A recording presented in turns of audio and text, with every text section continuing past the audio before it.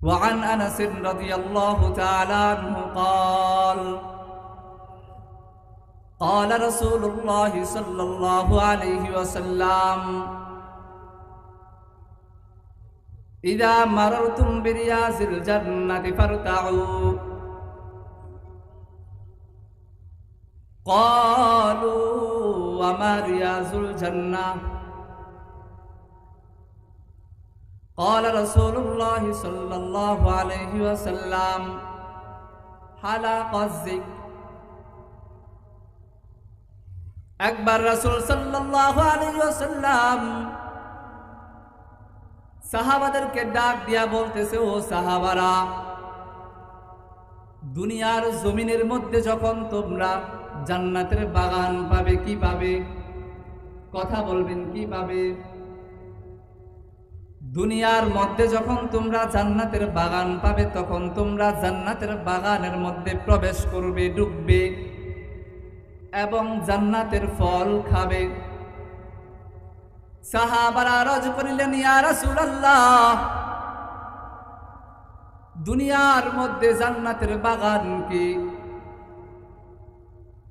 রাসূল সাল্লাল্লাহু আলাইহি ওয়াসাল্লাম বলেন, ও সাহাবারা, তোমরা শুনিয়া নাও, দুনিয়ার মধ্যে জান্নাতের বাগান হলো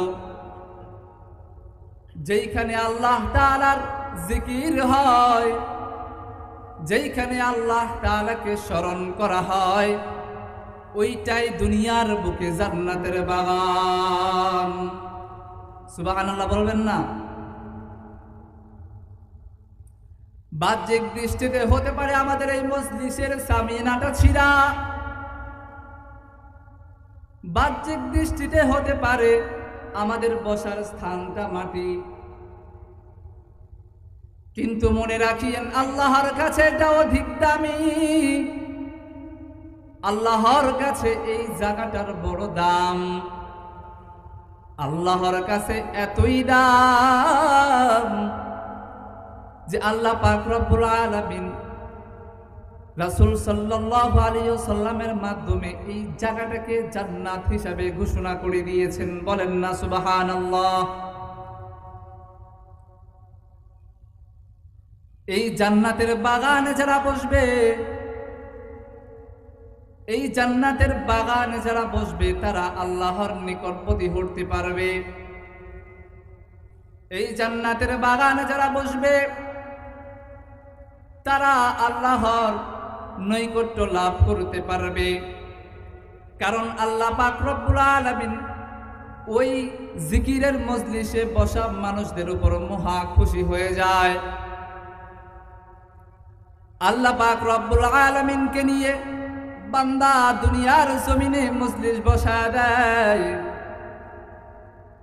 কিন্তু আল্লাহ পাক রব্বুল আলামিন এই মজলিসকে উদ্দেশ্য করিয়া আসমানের উপরেও ফেরেশতাদেরকে নিয়ে মজলিস বসায় দেয়। বলেন না সুবহানাল্লাহ?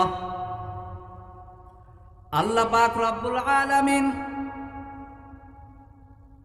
এতটাই খুশি হয়ে যায় যে ফেরেশতাদেরকে ডাক দিয়া বলে, ও ফেরেশতারা, তোরা দেখ,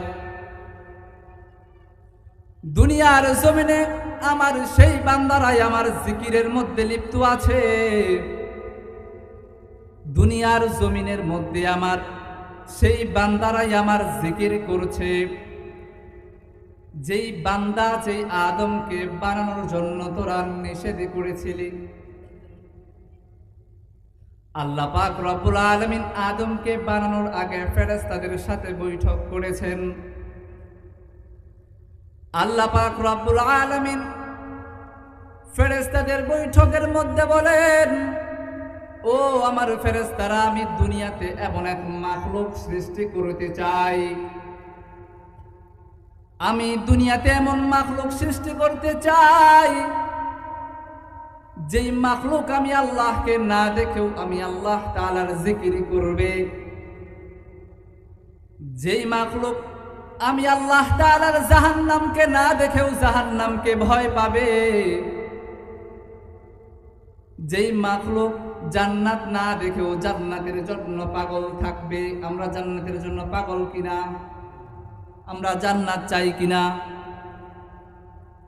ফেরেশতারা আল্লাহকে বলেন, ও আল্লাহ,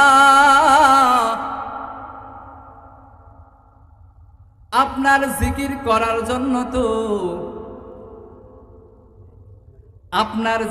করার জন্য তো আদম দরকার নাই।